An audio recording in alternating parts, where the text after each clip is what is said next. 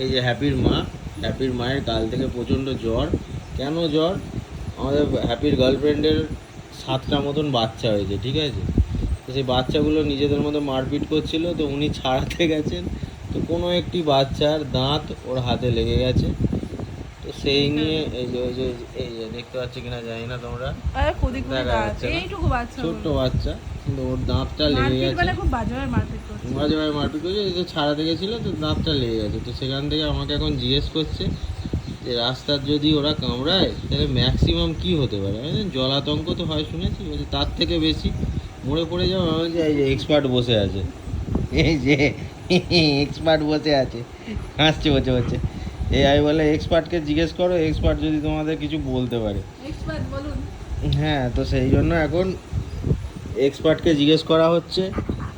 হ্যাঁ, ওই দেখো এক্সপার্ট আবার আমাকে কামড়াচ্ছে। হ্যাঁ, এক্সপার্টকে তুমি জিজ্ঞেস করো যে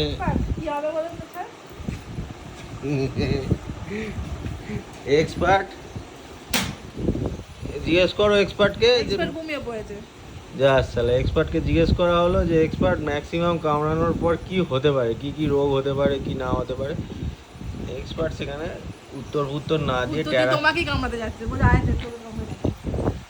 ঘুমিয়েই পড়লো। হ্যাঁ হ্যাঁ, দেখো কানে কম লাগে না একটা, নিজের ইনফরমেশন গুলো তো দে,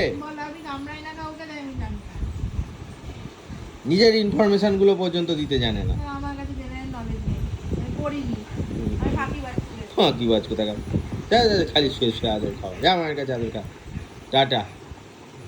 ও দেখছে টাটা বলেছি বলবো, কি বলবো, সব সময় রেডি করে সব সময় রেডি।